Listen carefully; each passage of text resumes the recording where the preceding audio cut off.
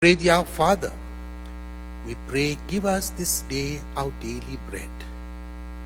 By this we mean not only the food we eat, but all that we need, not what we want, what we need to take care of ourselves.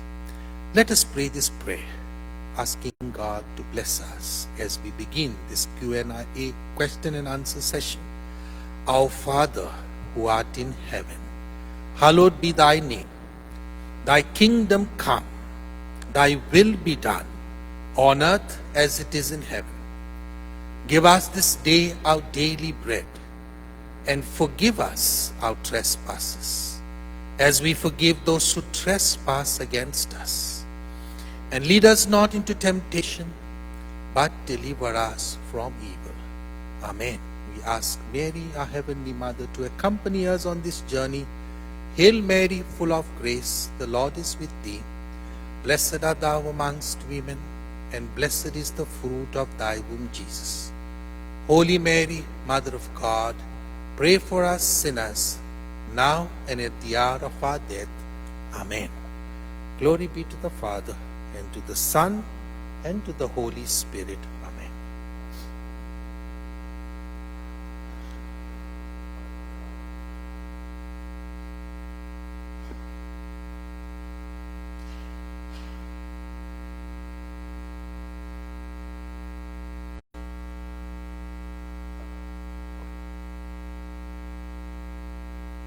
Good evening. Thank you for coming. Thank you for braving the cold and joining us here on our little presentation and our Q&A session. We really appreciate your participation. We look forward to your feedback here. We are going to have basically a couple of things happen. We're going to do just a quick round of introductions so that everybody knows who's who on the Finance Council or Finance Committee. We'll have a short presentation kind of covering some high-level topics that we have that we've picked out that we think are going to be very important to the parish. And then we're going to basically go back, show you a list of all of the topics we covered, and let you then start to pepper us with Q&A questions. If we don't know an answer, we will get you one. We will tell you we don't know. We're not going to stand here in God's house and lie to you. We're just going to go ahead and tell you that we don't know. To get it started, my name is Chris Franzik. I've been here at St. Peter's since I was 52 years ago. Class of 81 Spartan. I have been here. I have been here for several pastors. I've worked on the Finance Council for several pastors. I've worked in the school councils, school board members, school board chairs. Just a lot of different jobs. The only job I haven't had is pastor, and quite frankly, I don't want that job because Father Anthony has got a very hard job to do himself.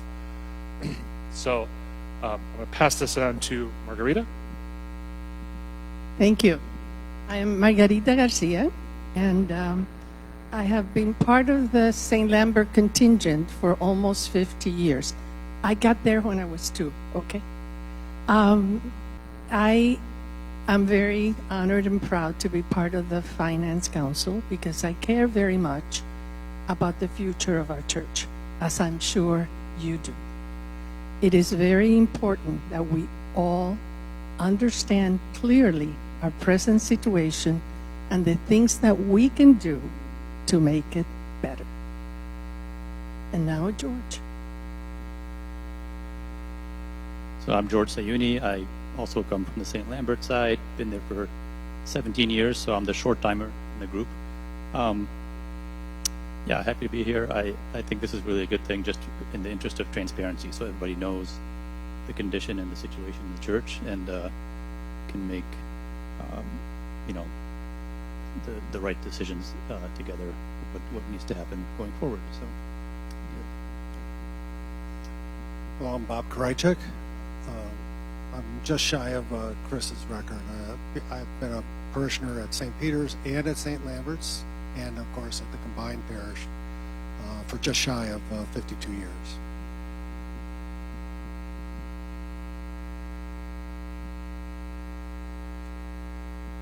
Good evening, everyone. I am Anne Hardinado. and I've been part of the St. Peter Parish for, I think, 10 years. Thank you.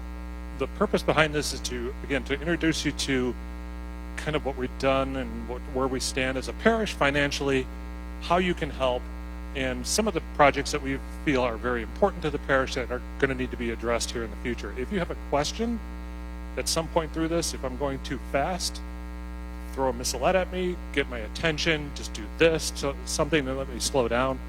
If I'm nervous, I'd start to talk quickly, and I am very nervous right now, so I'm just going to tell you that right off the bat. Our agenda here for the discussion is just went through the updates, or the introductions. We're going to do a quick financial update, just kind of take a look backwards in the last few years to see where we've been. Take a look at the 2023 results and kind of give a projection as to where we think 2024 is going to fall. And we've also picked out 4 upcoming needs that we want to discuss and bring to your attention that we think are important to the parish. Those are listed out there as well, and I'll get to each one of those. And then, of course, how you can help. We've discussed talking about contributions, the weekly contributions. We'll touch upon that once again, but there's other ways that we've discovered that we want to bring to your attention as well that you can also use to help. And then we're going to go ahead and do the question and answer after that. Hopefully, my side of it will only take about 10 minutes maybe, and then the rest of the time is yours and whatever we might get over the internet. Okay?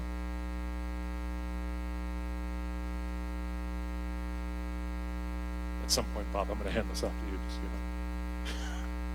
so I can take my breath. Calling out at the very top here is just a quick look back as to where we've been coming from as a financially. So roughly since 2019, you can see that we've consistently been running deficits. The deficits have ranged anywhere from $49,000 during the COVID era, start of COVID, to as much as $322,000 that we did last year. And as part of that situation, we've had to rely on our savings accounts, our accounts that we want to use for emergency situations. If a boiler has problems in the church or in the chapel, and there's a problem with the roof over at St. Lambert's, that's where that money is going to right now, to cover those expenses. Because of those deficits, you can actually see how the parish savings accounts have been affected by this. This is a full detail of what we've got, comprehensive as to what's left in our accounts. Bob, I'm going to let you've looked at the numbers, I'm going to let you talk a little bit more if there's anything I've missed. I think the numbers are pretty self-explanatory. Something to note about the savings is not all the savings can actually go to covering the operating budget. There are savings from To Teach Who Christ Is that are dedicated to certain capital projects, and there are donations that individuals have made to specific capital projects. So with the kinds of deficits we've been running, we're going to run out of usable cash short. Go ahead to the next one.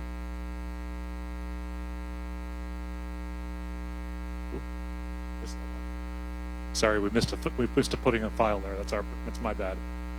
We've calculated that based on what the weekly or the monthly expenses are for the parish.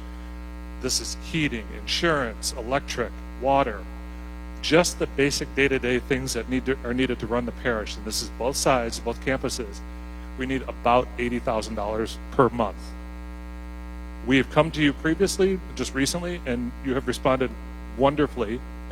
We've noticed if you look in the bulletin every week, you can see that the contributions have gone up, and we greatly appreciate that. That has helped close that deficit, but we just need a little bit more to take a consideration of.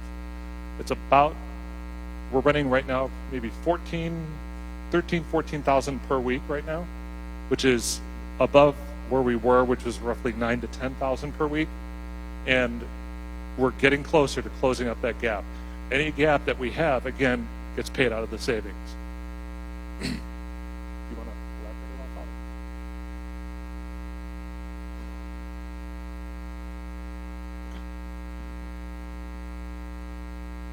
first project that we went ahead and took a look at as a council, both sides of the campus, is we've noticed that there is significant issues with the bell tower here at St. Peter, and there are also issues with the bell tower at St. Lambert's. Some of the problems that you've seen here are pictures that were taken previously, and you can see some of the masonry is coming apart, and we're losing some of the pointy top part of the belfry. I don't know what else it's called. And also we're losing masonry in between those bricks.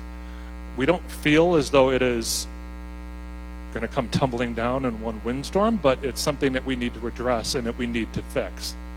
This is a 3-phase project that has been put in front of us as a proposal. Basically the top, the middle, and the bottom, just to keep it simple. And excuse me. The first part of the phase, or the first phase of it, involves scaffolding, putting it up around the bell tower, and getting folks up there to actually do the repairs for us. We had hoped to start this in spring, but it looks like it's going to be potentially spring of 25 that we can do this, just because of timing and getting manpower and getting everything that we need lined up. The next need that we took a look at, a hard look at, I've always looked at my house and gone, you know what, as long as my roof is good, anything else can fail and it can be fixed easily. If I've got water coming in the roof, that's a problem. And we've identified that there are leaks and there are issues in our roofs, specifically at St. Lambert's. There's probably some here at St. Peter as well, but they just got covered up by all the new paint that we recently had. And those also need to be addressed, and those need to be fixed as well. There is significant issues with, if you look at picture 15 up there, where the water is pooling on the top of the church at St. Lambert's. This, as you know, water made the Grand Canyon, so we don't want it to go that long, obviously. Security cameras. I never thought I would be standing up here talking about security cameras in a church meeting for church campuses. We've had a situation come up that we need to address, where there have been 2 separate instances I called out here in this presentation that said a car was stolen from the lot at St. Lambert's on Christmas evening, December 25th. Someone stole a car. We've also had situations here at St. Peter's where people have gone and taken money out of the vigil candle little boxes there. They've come in with hooks and taken the money out. We're looking to basically get a expandable system, put a couple of cameras here at church, a couple of cameras over at St. Lambert's, I believe, as well. And these are high definition cameras where we can, somebody pulls up and tries to do something nefarious, we can get a high definition picture of their license plate and go and get that to the authorities so that they can go ahead and catch them. This is actually, what's really nice about this is the system that we're looking at is expandable. So the contributions, as you help, we can actually put more cameras in and make the buildings even more secure, which is nice. That's something that, everybody's got home cameras now, Ring cameras, things like that. This is all kind of that same idea. And again, I never thought I'd be standing up here talking to you about security cameras in church. It's just shocking to me. We've also noted that there is a capital maintenance fund. Everybody in the packet of envelopes that they get on a quarterly basis, I believe it is now, or monthly basis, quarterly, every 2 months. Thank you. I don't get mine all the time. There is a parish fund parish fund maintenance fund envelope in there, and I believe there's 3 different ones on there, and you can actually check where you want your contributions to go to. That is a dedicated fund, stays here in the parish. There's a lot of controversy about people being concerned that money is going downtown or we're being taxed on this. All that money stays here.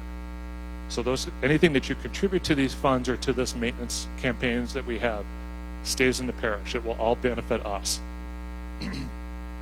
None of the monies, as I said here, goes to the Archdiocese, provided you designate the fund that you're contributing to. You can designate the fund by checking it on the envelope or putting it in the memo field on the check. thing in the bottom left side that nobody ever really uses, and then putting an envelope on the front of it and just says maintenance fund for security cameras, just so we know exactly what account that it goes into. What other ways can you help the parish? Again, the maintenance fund envelopes. Select which fund you like. None of that money is taxed by the Archdiocese. For those of you who don't know, the weekly income that you put in every week for us and is taxed by the Archdiocese. They get a portion of that income, that weekly income. This money for the maintenance fund doesn't go there. So it stays here. Additional donations, again, like I said in the check, just write in the memo field what you want this to go to, and we'll make sure that it goes into the proper location or into the proper account. Give Central. I'm a big advocate of this because, ask my wife, I am just scatterbrained and forget a lot of things. I come into church and I forget to write checks. Give Central is a great way to go online, make your weekly contribution. It gets put in there automatically every week. It will be deducted from your checking account. You have a record of it from your bank. It will all be listed very cleanly, very easily for you to do. And you can also donate to individual funds that are there as well. There are different sections for the bell towers. There's a general capital maintenance fund. That you can just see all of those designated on the Give Central website. A new one that we want to add is any plumbers, any roofers. Are you an accountant? Are you an electrician? Are you a painter? Are you a woodworker? Somebody that can help repair wood things around the parish. Work in HVAC, because good heavens, that's always an issue, it seems like. Hottest days of the year, the air conditioning doesn't want to work. We can definitely use that knowledge, your knowledge as well, and your help. I mean, we were going to go ahead and we're going to put out something soon where you can just kind of put your name on a list, and if we have a problem that we're experiencing, we can call you for at least either to help us fix it. If we pay for the parts, you can come and fix it, hopefully fix it for us. Or we can even use your expertise to see, we've got a bid for $1,000 to replace a water tank. Is that a good rate? Is it a bad rate? Are we getting, people taking advantage of us? That's all things that we can use to make sure that we are good stewards of your money. Give Central. I took a little picture there of our Give Central website, and you can see where it is. GiveCentral.org, you just need to search for Saints Peter and Lambert. And I actually put the web link up there. We'll put the web link also in the bulletin. I believe it's already there. And you just click login. If it'll walk you through the setup. It's easy. I did it. Just like I said, ask my wife. I'm a scatterbrain. It was very simple to do. And it's all taken care of for you. I highly encourage you doing that. And when it comes time every week, you can just put a blank, empty envelope in the basket and just say that you already contributed. You're all set then.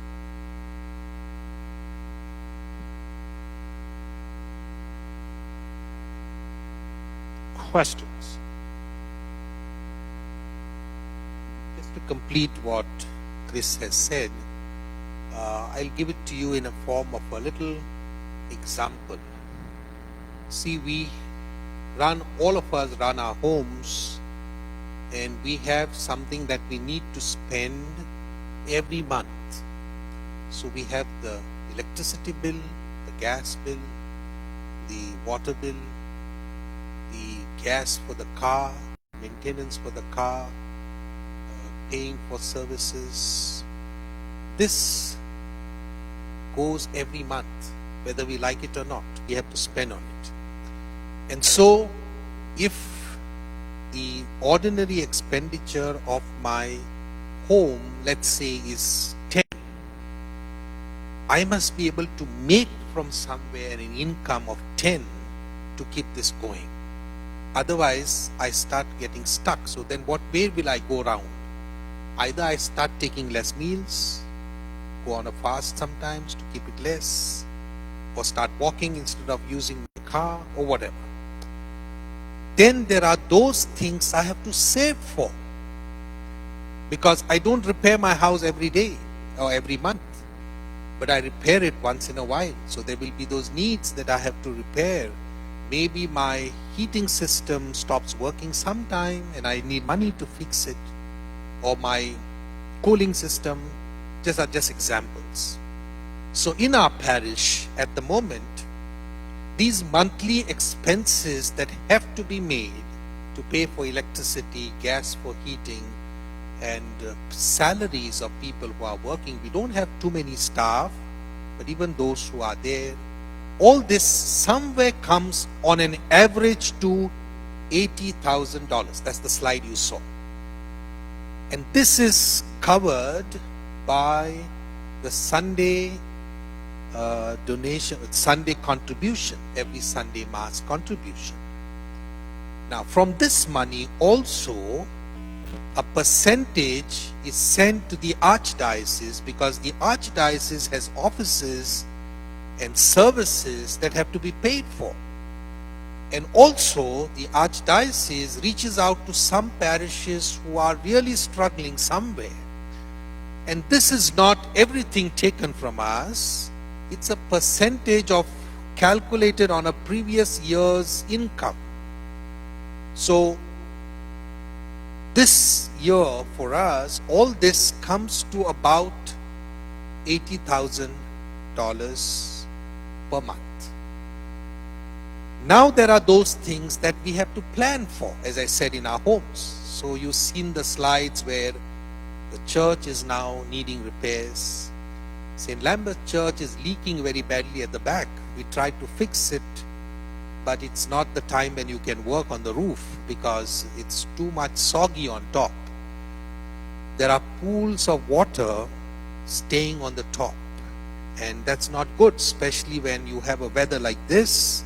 If there is a little crack, the water goes into the crack and freezes, and the crack becomes bigger. So we have to do repairs on that roof.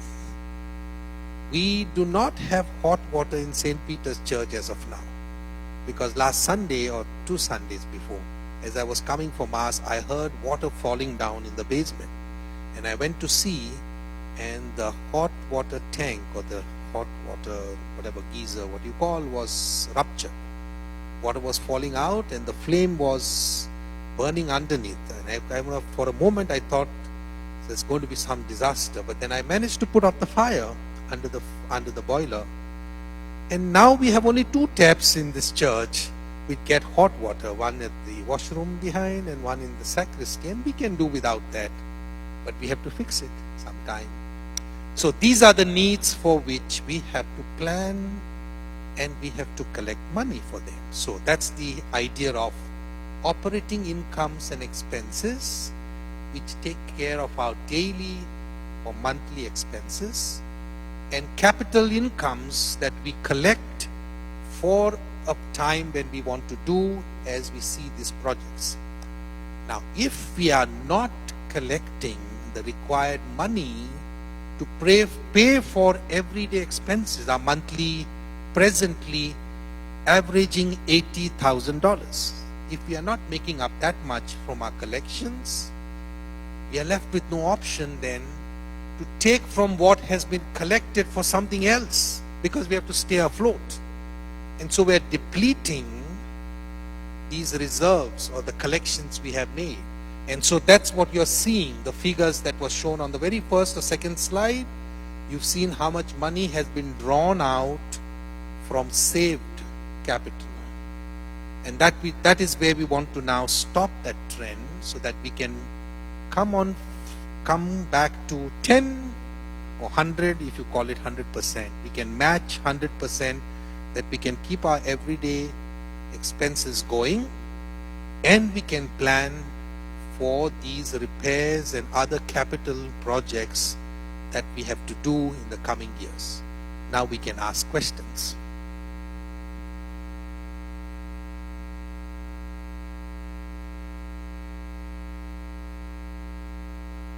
I was just wondering why the deficit for the COVID year 2020 and 2021 is so much lower, considering a lot of people didn't even go to church. at, in those years?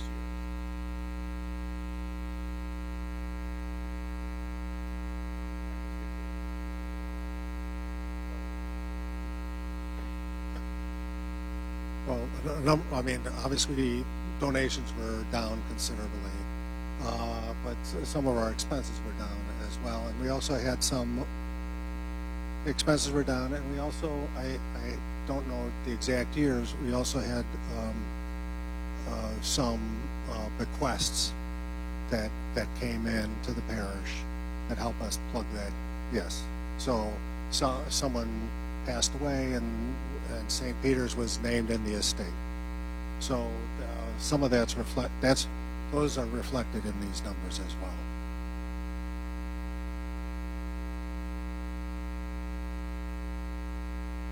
Yes, my question is, perhaps you already have done this.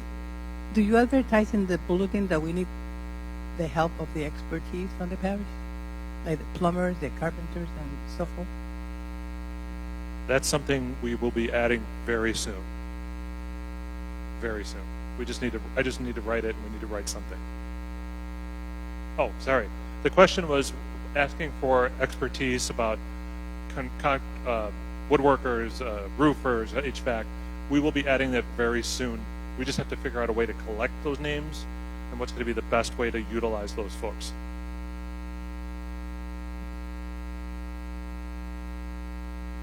See, we do not, what we are actually looking at, or what I am looking at, is you would be, our parishioners would be engaged in skilled services like this. To give you an example, we had a steam pipe which burst just on the eve of our unification mass and installation. That was 11th of November. In the morning of that Saturday, when I went to St. Lambert's church, there was a big burst of steam coming out from one side of the building. And there was nothing we could do on that Saturday morning, so I asked Felix to come, and we found the key that took steam to that side, and we closed the key. Now we had to fix this steam pipe. When we asked the company which is doing the maintenance for St. Lambert's for the heating and cooling, they gave me an estimated cost of $4,500.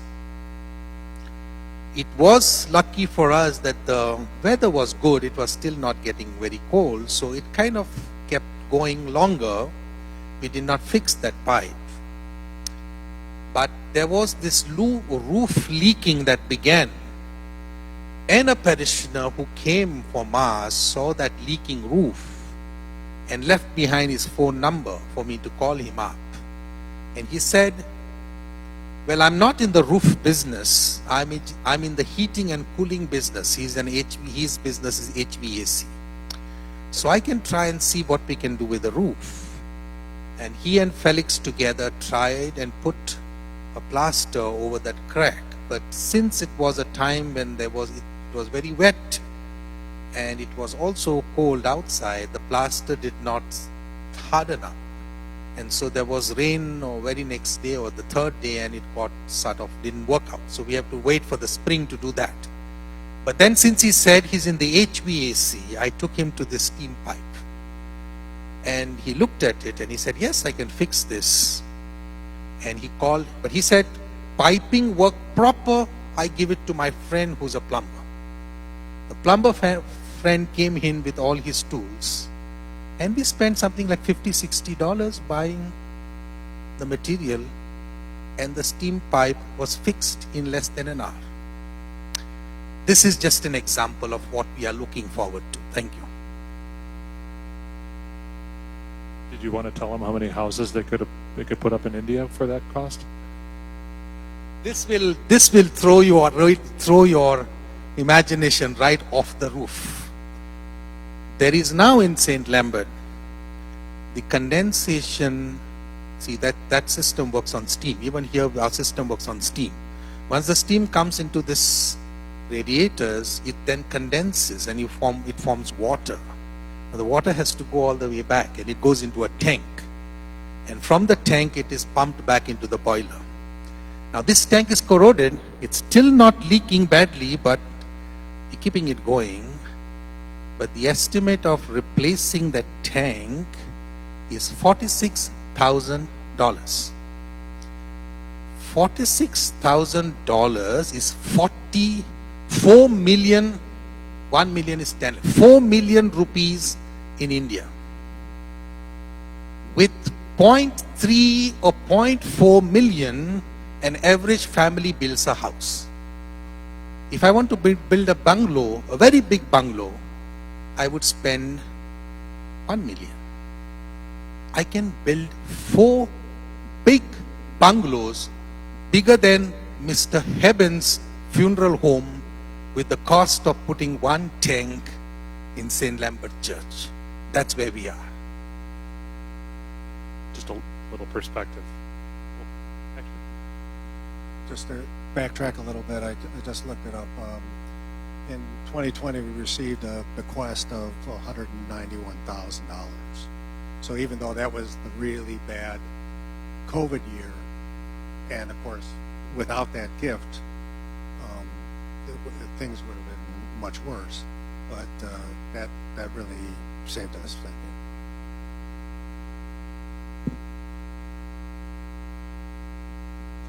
Are you going to be posting by priority order the different projects and how much they are, or is it going to be simultaneous?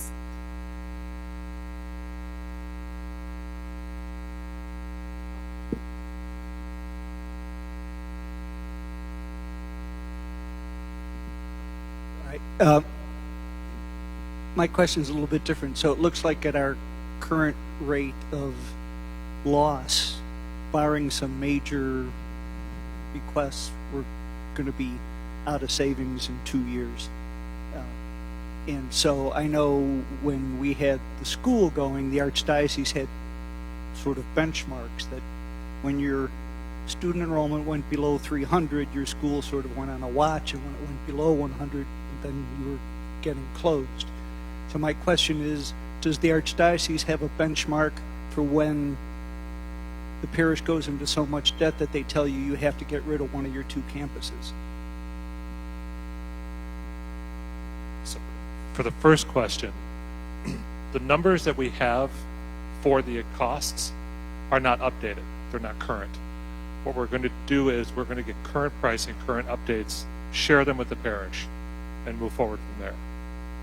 We have pricing estimates that are probably 3 or 4 years old, and we all just kind of went back and forth on to present those or not. They're not really accurate.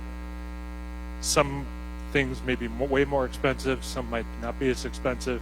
We really want to make sure that we're reflecting and being completely transparent with the parish, that we're giving you the correct information and not having to come back and say, whoops, we made a mistake.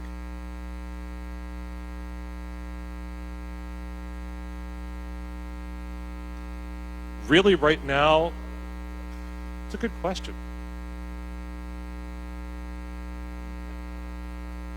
It just depends how much money there is. I think whether there's the luxury of doing it simultaneously or if we have to prioritize. It depends on how much money there is, and if we have the luxury of doing them simultaneously or if we have to prioritize. So I don't think we can say right now. Yes, that again also comes back to the earlier question that I answered. See, we have got these needs which have been kind of looked at some years ago and kind of made into what needs to be done.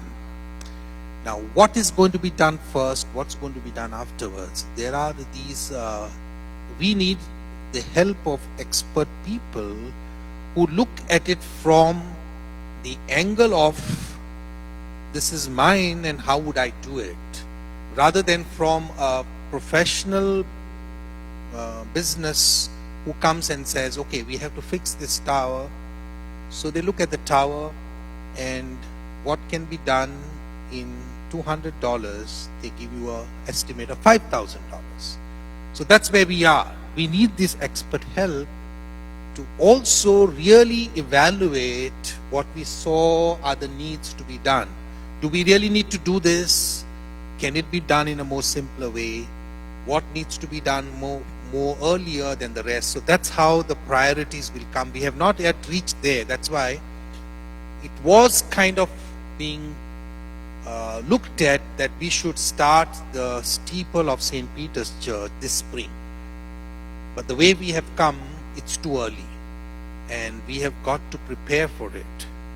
And so therefore I said to the Finance Committee, let's look at it to begin in spring of 25. But is that what's first to be done, or is there something else which is more important that has to be done before that? These are the conversations we would be having, and that's where we would look at expert help to help.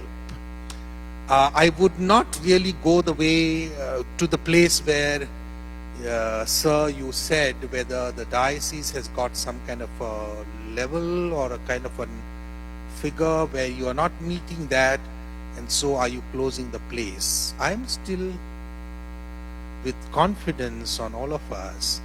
If we can meet our daily needs or come to a point little more than what we are spending, our estimates are 80,000 average. Maybe some people are not contributing on Sunday collections. Others can give a little more. If we can cross the 80 mark this year, we stop making deficits. So what we have then in capital projects can really be assigned to do the other things that we need to do.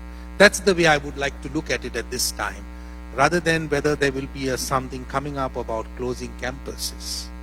Those are kind of little, not very comfortable area to go into as of now. To add just a little bit about the future projects, the ones that we identified here, that's the kind of the ones that we feel are priorities. We will get professionals to come in and do assessments. We will present it to the parish as 1, 2, 3, 4, 5, and going up and down the list and go from there. Also to Father's point about the finances, I'm totally on board with what Father Anthony said. We can do this. We can totally do this as a community. We can close that gap and we can make this work. Someone else had a question.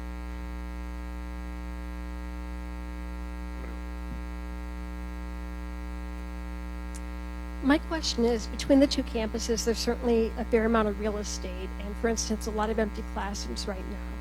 Are there opportunities being explored to perhaps rent out some of that space to bring in some rental income or other uses of the property? That's two questions with one person. That was the exact question. That's really good. You have an ESP connection going, you too. We are looking actively. The question is, are we looking at the facilities that we have that are not being utilized completely? Are we looking at opportunities to rent them out, to have other groups come in and utilize either classrooms or the gyms, whatever we have available? The answer to that is yes. We are looking at all of those options that we have. Father, correct me if I'm wrong, there is a list, basically, if you will, if you want to call it a real estate list of facilities that are available at the Archdiocese, that if people are looking for a building, they're looking for a gym in our area, we are on that list that they could contact us for rental and utilize our facilities that way. So that is actually actively being pursued as well.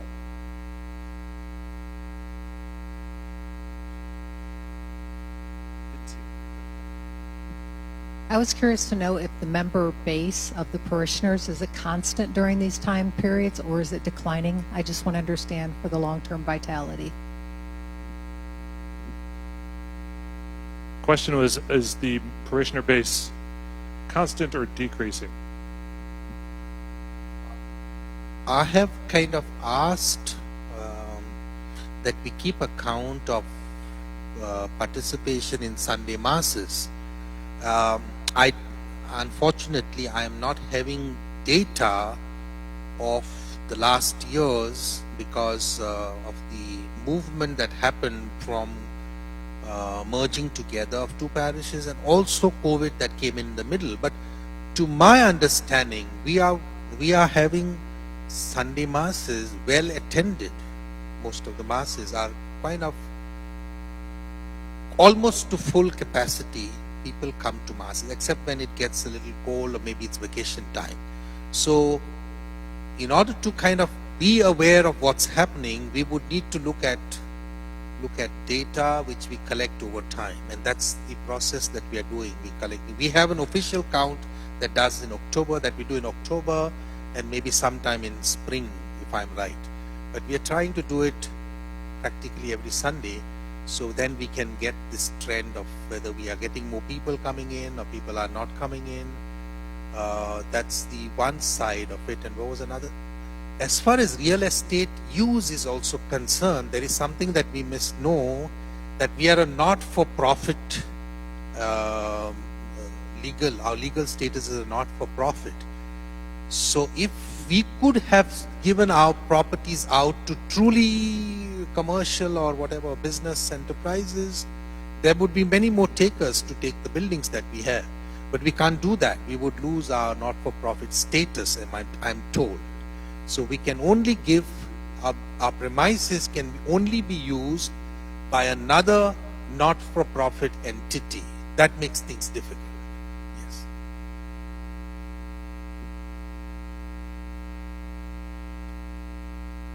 Witchery, bless your heart.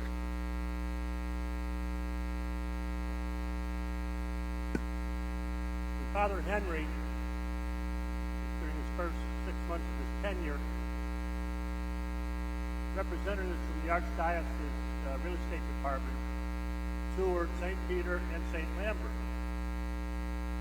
And one of the ideas that was just conversation. One of the ideas was, of course, selling some of the northern parcel of our property.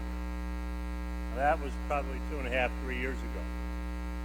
Have any discussions emanated from downtown regarding the sale of any of our property?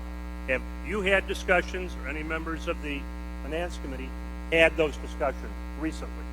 That's my question.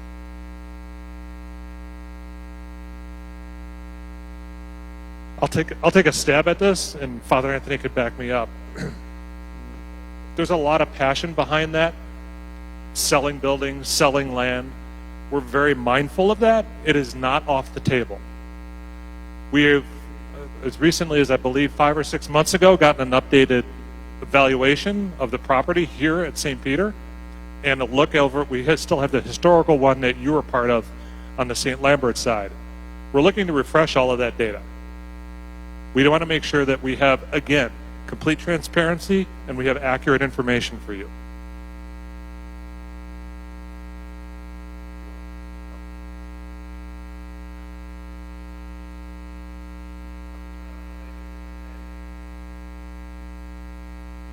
Many years ago, there was a parishioner that wrote a will. St. Peter was the residuary beneficiary of that money 30 years ago.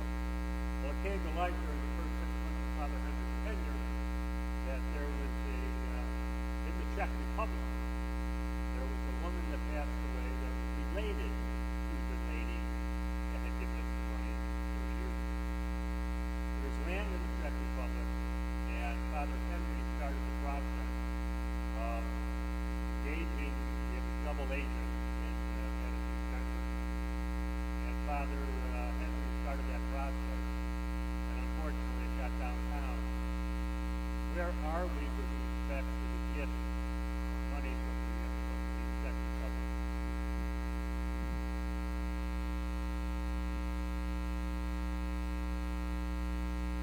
Okay, the two questions, I'll take them together. The first one is about selling away property or whatever we do with the properties and the assets we have. Yes, there are a lot of emotions involved in that. And when we are making a choice of selling something that we have, it is something that will go and never come back again. Now, will the Archdiocese do that? In my judgment, not on their own. We would have to tell the Archdiocese that we don't need this anymore, and so we want to sell it away. Then they would put it up on the real estate, wherever they put up properties available for sale, and we would have people, prospective buyers, looking at it. So that exercise we would have to do as a community, because there is, for example, I would give one example. There is this primary wing of the high school building of St. Peter. The primary wing, the building is good, but the roof has got spoiled. Now, it would take us about $200,000. What is that? $400,000 to repair the roof. Let's say we bring together all that money and we repair the roof of the building. What do we do with the building after that? The building has to be maintained, kept warm in the winters, and looked after. The other way out is we have to remove the building. Removing the building will cost us, how much did we know about? Something like that. But if we remove the building, then we have the property, and we don't have the recurring cost stops. Now we can collect money and remove the building, or if we cannot collect the money, the building will not be able to be standing there all along. It will become very unsafe. So we might have to sell that part of the property along with the building. So these are the decisions we'll have to make in the way we go forward.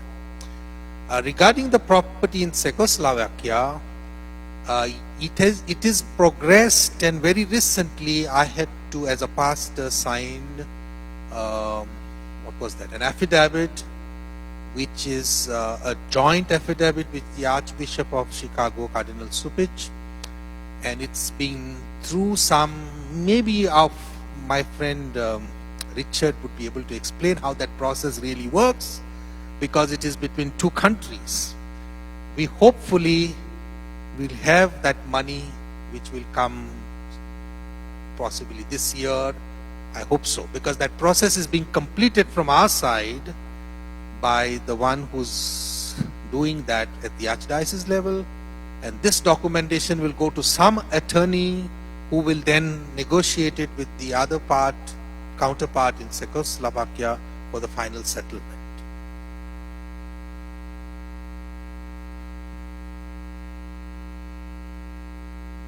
Is there any consideration for raising extra funds through fundraising events, like you used to have a spaghetti dinner or German fest, etc.?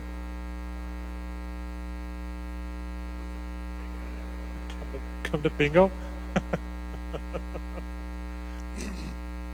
The question was, are we looking at possibility of fundraisers like Oktoberfest, or working with restaurants to potentially have where they give us 10% of their take for the evening, that kind of scenario. Everything's on the table. We just have to collect the data and see what's going to work best. Oktoberfest, although it's great, it also costs money to put on. And that's part of the situation is, if you do something like that, which is great for building the community, are you going to make money, or are you going to lose more money on it? So it's kind of a one step forward, 1.5 steps back, maybe kind of scenario. What about a capital campaign? That's what we have going right now. We're trying to do this. We're trying to do this strategically. We don't want to come and hit you with a number of 3 million, 4 million, 7 million, whatever. We want to address the needs as they come up and come to the parishioners, come to the parish and say, this is what we need, this is the scenario, and this is why we're doing this. Anybody want to expand?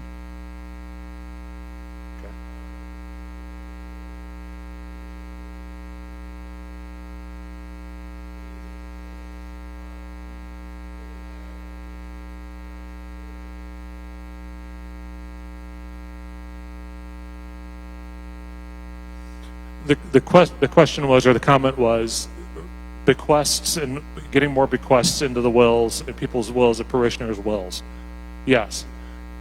Again, that's something we're definitely open to. We would just need some sort of seminar to be run by somebody who knows how to do that kind of stuff and to help us out. John Eben. in addition to the bequest, I mean, there are tax advantage ways to donate money to the parish, and we would be happy to talk to anyone that's interested in discussing that as well. Who else? We have nothing online? Okay.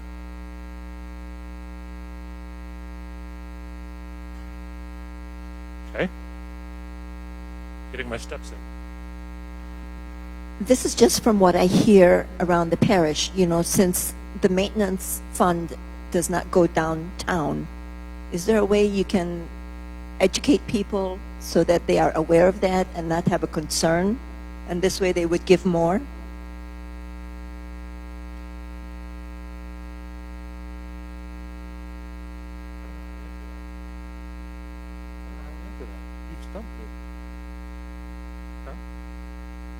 Yeah, that is really a political question in a way. Yes, good answer. We're starting the process today by bringing this up and showing you here that this is something that won't be taxed by downtown. We can definitely, as these needs come up and as these issues come up, we can definitely work something that says not taxed by the archdiocese, that kind of thing.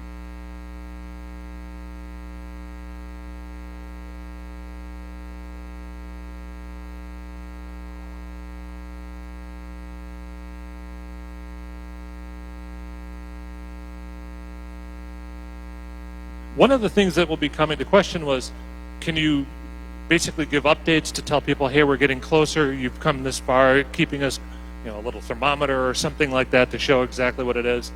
That's also coming too. We're going to be putting, the Finance Committee will be putting out regular notices that says, you know, this fund is doing maybe X dollars, this dollar, this dollar.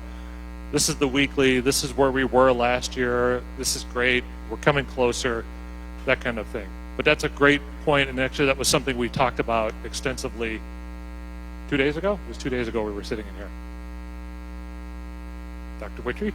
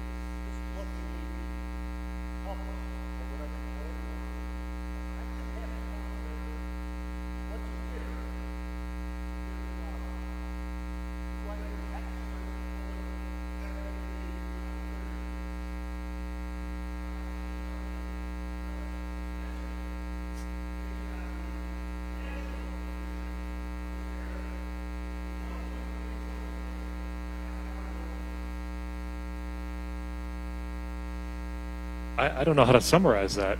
The question or the statement was regular updates quarterly, whether they be quarterly, monthly, semi-annually in the bulletin showing how the parish is doing fiscally so that we can keep everybody aware. We're getting there. I mean, that's again, stuff that we're talking about and trying to figure out exactly the best way to do that. Part of the problem that we have is the reliability of the data. We want to make sure that we, you know, as you know, in your own home, if we close a month on January, you might not get the January heating bill until February 10th. How do we account for that? So we're looking at, one of the things that we also discussed was doing it in arrears. You know, late in February we show this is what came in January so that you can see everything. That kind of scenario. It will get done. Mr. Karajek said, oh, Mr. Haven?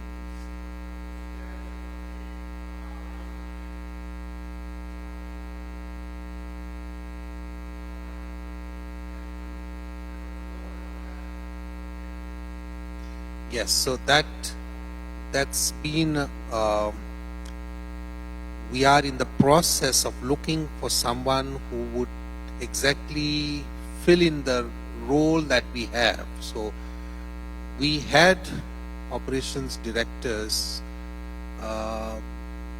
we need someone who's going to look after the operations part, and also someone who will be able to have some technical side to that. So that's honestly, I am looking for going a little steady on that, so that we don't have a flip-flop of having to get somebody and then say, well, it's not working out this way, and looking for somebody else again. Because we have had 4, I believe, we had to replace over time. So that's a need, and it's on the Archdiocese website. We're looking for people who will apply and look at their credentials, whether we can get them onto the job. Yes.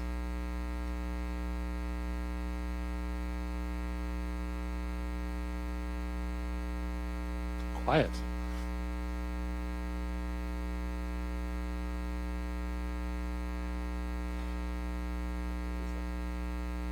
Anna, do we have anything online? Okay. Well, I'm going to wrap this. I'm going to wrap this up.